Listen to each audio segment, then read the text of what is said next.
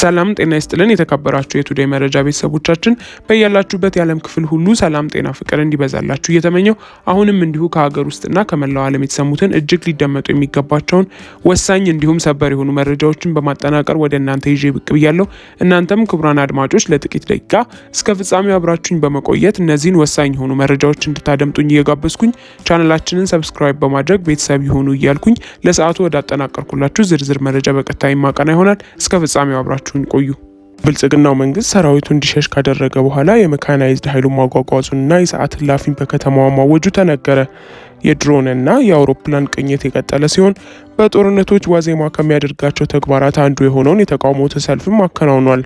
በትግራይ ክልል አሁንም ያገዛዙ ክልከላዎች እንዳሉ ናቸው። እነዚህንም ትሰሟቸዋላችሁ። ጀነራል ታደሰ ወረደ በክላሽና መድፍ ለውጥ አናመጣም ሲሉ ተናግረዋል። የብልጽግናው ሹም ጌታቸው ረዳ ደግሞ እየተተገበረ ነው ስላሉት የጦርነት ስልት አንስተው የእብደት መንገድ ብለውም ገልጸውታል። ሌላኛው የብልጽግናው ባለስልጣን የትግራይ ኃይል ታጣቂውን ተከዜን ለማሻገር የተጠና የፖለቲካ ስልትን እያከናወነ ነው በማለት ውንጅለዋል። ታደምጡታላችሁ። የብልጽግናው መንግስት የወልቃይትና ጸለምቴ እንደዚሁም እንዳላማጣ ያሉ አካባቢዎችን የምርጫ ክልል በትግራይ ክልል ውስጥ መሆናቸውን አሳወቀ። ከሰሞኑ ውጊያ ተደረገባቸው የሚባሉት ስፍራዎችንም አገዛዙ እየተዘጋጀውበት ነው በሚለው መጪ ምርጫ ውለታ በትግራይ የምርጫ ክልል ውስጥ የተካተቱ ስለመሆናቸው ያሰራጨው ሰንጠረዥ ያመለክታል። በስፋት የምንመለከተው ጉዳይም ይሆናል። በትግራይ ነጋዴዎች ንብረታቸውን የተወረሱና ሱቃቸው የታሸገባቸው አለ ተብሏል። በክልሉ ያለውን ሁኔታ በተመለከተ ማሳሰቢያዎች እየተሰጡም ናቸው። ሰሙታላችሁ። የተወደዳችሁ የቱዴይ መረጃ ቤተሰቦቻችን አብራችሁን ስትቆዩ እነዚህንና ሌሎችን መረጃዎች የምትሰሙ ይሆናል። መልካም ቆይታ። የብልጽግናው መንግስት ሰራዊቱ እንዲሸሽ ካደረገ በኋላ የሜካናይዝድ ኃይሉን ማጓጓዙንና የሰዓት እላፊን በከተማዋ መታወጁ ተነገረ። የድሮንና የጦር ጀቶቹ ቅኝት የቀጠለ ሲሆን በጦርነቶች ዋዜማ ከሚያደርጋቸው ተግባራት አንዱ የሆነው የተቃውሞ ሰልፍም ተከናውኗል። በትግራይ ክልል አሁንም ያገዛዙ ክልከላዎች እንዳሉ ናቸው።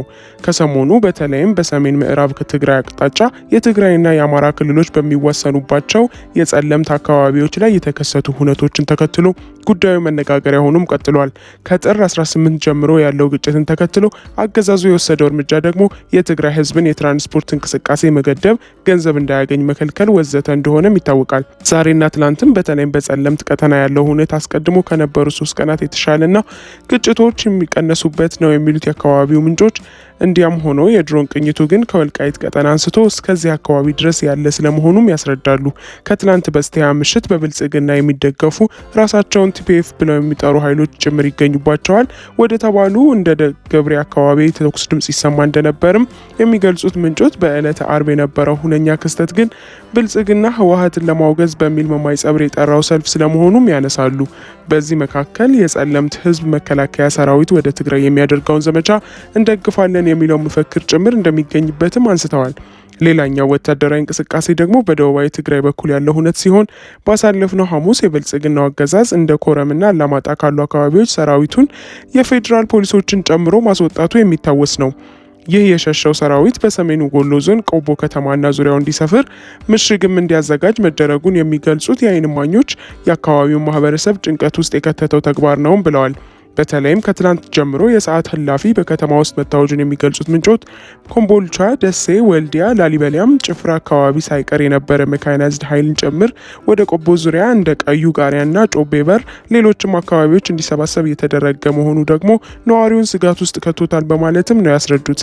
የብልጽግናው አገዛዝ የሰራዊት አመራሮች የግል መሳሪያ ያላቸውን ሰዎችን ጨምሮ የሚሊሻና ሌሎችንም አባላትን ወያኔ ልትመጣላችሁ ነው ከኛ ጋር ተሰለፉ የሚል ቅስቀሳና ልመና ላይ መዋላቸውንም በማከል ዛሬም የብልጽግናው ሰዎችና የሰራዊት አመራሮች ሚሊሻዎችን ሰብስበው ልክ ከ4 ዓመታት በፊት እንደሚሉት ወደ ጦርነት ይገቡላቸው ዘንድ ሲጠይቁ እንደነበርም ጠቅሰዋል።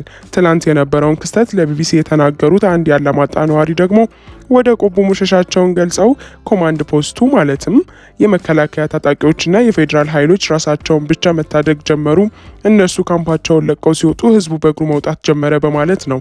የትግራይና የአማራ ክልሎችን የሚያገናኘው ይኸው የወልዲያ አላማጣ መስመር ለትራንስፖርት መኪናም እየታገደ መሆኑን አንስተው የመከላከያ ሰራዊትና የፌዴራል ኃይሎች ከካምፖቻቸው ወጥተው ወደ ጥሙጋ ፈግፍገዋል፣ እኛም ደንግጠናል ሲሉ አንስተዋል።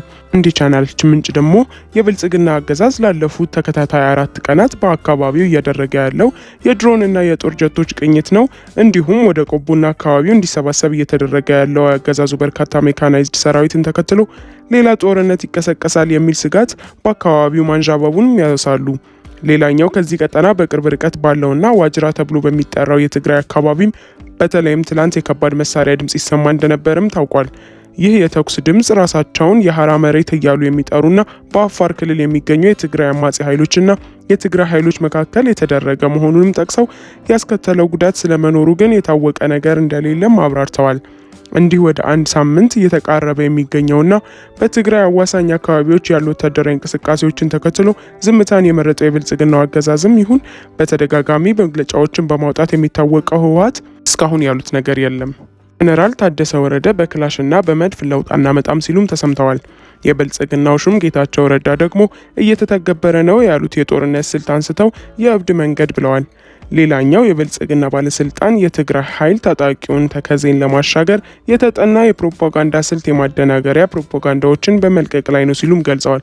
ሰሞነኛውን ውጥረት ተከትሎ ከተለያዩ አካላት በተለያይም ለጭንቀት የተዳረገውን የትግራይ ህዝብን የሚመራው የክልሉ ጊዜያዊ አስተዳደር በኩል ማብራሪያዎች አለመቅረባቸው እንቆቅልሽ የሆኑባቸው በርካቶች ናቸው። እንዲያም ሆኖ ትናንት በትግራይ ኢንቨስትመንት መርሃ ግብር ላይ የታደሙት የጊዜያዊ አስተዳደሩ ፕሬዚዳንት ጀነራል ታደሰ ወረደ ከግጭቱ ጋር አያይዘውም ባይሆን የተፈጠረውን ውጥረት እንዲረግብና ወደ ሰላም እንዲያመራ ጊዜያዊ አስተዳደሩ የሚቻለውን ሁሉ ያደርጋል ሲሉም ተደምጠዋል። አሁን ያለውን የሰላም ጭላንጭል ለማስቀጠል እንሰራለን ያሉት ጀነራሉ የትግራይ ችግሮች መፍትሄ የሚያገኙት በክላሽ አሊያም ደግሞ በመድፍ አይደለም ሲሉም ተደምጠዋል። ቀለም ይሁን ከ4 ኪሎ አስተዳደሮች በተለየ ሁኔታ በሰሞንኛዎቹ ጉዳዮች ላይ የተሰጠ ሰፋ ያለ ማብራሪያ አይኑር እንጂ በቅርቡ እርስ በራስ ሲወራረፉ ከነበሩ የብልጽግና ሰዎች በኩል የሚሰጠው ማብራሪያ ግን እንደቀጠለ ነው። የአብይ አህመድ አማካሪ አቶ ጌታቸው ረዳ በፓርቲያቸው በኩል የሚሆን በራሳቸው የተከታታይ ገለጻዎች እያቀረቡ ናቸው። የብልጽግናው ፕሬዚዳንት ሹም በማብራሪያቸው በትግራይ ክልል ባለው ፖለቲካዊና ወታደራዊ አመራር ላይ ክሳቸውን እያቀረቡ ነው። የትግራይ አመራር በእብደት መንገድ ላይ ነው ሲሉ የጠሩ ሲሆን ይህ አካሄድ ትግራይን ቀደም ሲል ከከፈለችው መስዋዕትነትም የከፋ ዋጋ እያስከፈላት ነውም ይላሉ። እነዚህ የፖለቲካ አመራሮች ያለምንም ዝግጅት ወጣቱን ወደ ወጥመድ እየማገዱት ይገኛሉ ሲሉ የገለጹት ጌታቸው በተለይም ባለፉት ጥቂት ቀናት ዕለታዊ ወታደራዊ እንቅስቃሴ አመራሩ የፌዴራል ፈቅዶልን ነው የገባልን፣ ተኩስ አልጠበቅንም ነበር በማለት የሚሰጠው ምክንያት ኃላፊነት የጎደለው ነው በማለትም አቅርበዋል። አቶ ጌታቸው ስለ ወታደራዊ ስትራቴጂ ሲያወሩም የትግራይ ወታደራዊ አዛዦች ስልት የሰው ማዕበልን ለመጠቀም እየሞከሩ ያሉ በሚል ነቅፈዋል። ከዛም ይህ ወታደራዊ አካሄዳቸው የቻይናን ግማሽ ህዝብ ይዞ ለሚዘምት አካል እንኳን አያዋጣም ሲሉም ገልጸዋል። ተፈናቃዮችን ወደ ቀያቸው ለመመለስና የትግራይ ህገ መንግስታዊ ግዛቶችን ለማስከበር የሚቻለው በሰላማዊ መንገድ ብቻ ነው፣ ይህም የፈለገውን ያክል ጊዜ ሊወስድ ይችላል ሲሉም አክለዋል። በቅርቡ አቶ ጌታቸው ረዳን ጸረ ኢትዮጵያ ከሃዲ ያሉት ሌላኛው የብልጽግና ሹም ግን መቼም ግዛቶቻችን የምትሏቸውን ቦታዎች የሚያስረክቧቸው ኃይል የለም የሚል ምላሽንም አስከትለዋል። የብልጽግና ማዕከላዊ ኮሚቴ አባልና የወልቃይት ቀጠና ሹም የሆኑት አቶ አሸምለው የዘላቂ የህግ አሸናፊነት የሚያበቃንን ሰላም የትግል መንገድ አልቀበልም ብለው ለዳግም ጥቃት ተከዜን የሚሻገሩትን እናሳፍራለን ሲሉም ይዝታሉ። በወልቃይት ጉዳይ በርካታ ዓለም አቀፍ ኃይሎች ጫና ያሳድሩብንም አሁንም አለን የሚሉት በትንሹም የማይፈርሰው አስተዳደራችን በህግና በስርዓት ህዝብ እያስተዳደረ ይገኛል ሲሉም የጠቀሱት የመንግስት ብሔራዊ ዘብና ድንበር ጠባቂን የትግራይ ኃይል ዛሬ ግን ለዳግም ወረዳ ታጣቂ ኃይሉን ተከዜን ለማሻገር የተጠና የፖለቲካ ስልት የማደናገሪያ ፕሮፓጋንዳዎችን በመልቀቅ ላይ ይገኛል እያሉም ቀጥለዋል። ይህ በእንዲህ እንዳለ በትግራይ ነጋዴዎች ሱቃቸው የታሸገባቸው አሉ ተብሏል። በክልሉ ያለውን ሁኔታ በተመለከተ ማሳሰቢያዎች እየተሰጡም ናቸው። በቅርቡ ብልጽግና የፎቶ ዲፕሎማሲ ሲሰራባቸው የሰነበቱት የአሜሪካም ይሁን ሌሎች ባለስልጣናት ዋነኛ የኢትዮጵያ ጉዞ አጀንዳዎቻቸውን ሲገልጹ ጦርነት፣ ቀጠናዊ ቀውስ ወዘተ እያሉ እንደነበረም የሚታወስ ነው። አሁንም የኢትዮጵያን በተመለከተን የሚሰጡ ማብራሪያዎችና ማስጠንቀቂያዎች እባካችሁን እርስ በርስ አትዋጉ የሚሉ ላለፉት የብልጽግናው ዓመታትም ተደጋግመው የተሰሙ ተማጽኖዎች ናቸው።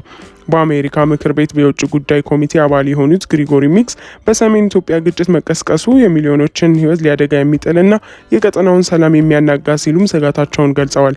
የኮንግረስ አባሉ ሚክስ ግጭቱን በተመለከተ ባወጡት መግለጫም ሁኔታውን ኢትዮጵያውያን ወደ እርስ በርስ ጦርነት የሚመልስ መሆኑን ጠቅሞ የትኛውም ወገን አትራፊ እንደማይሆን በማመልከት ሰላማዊ መፍትሄ እንዲፈለግም ጥያቄ አቅርበዋል። ሁሉም ወገኖች ከግጭት ተቆጥበው እርዳታ ለሚያስፈልጋቸው እርዳታ የሚቀርብበትን መንገድ እንዲያመቻቹም የፕሪቶሪያው ስምምነት ሙሉ በሙሉ ተግባራዊ መሆን አለበትም ብለዋል።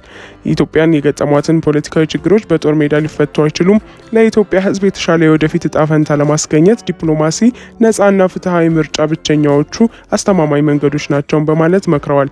የአፍሪካ ህብረት ኮሚሽን ሊቀመንበር የሆኑት አሊ የሱፍ ደግሞ የፌዴራሉ መንግስትም ይሁን ህወሓት በክልሉ ያለውን ሁኔታ ላለማባባስ ጥንቃቄ እንዲያደርጉም ጠይቀዋል።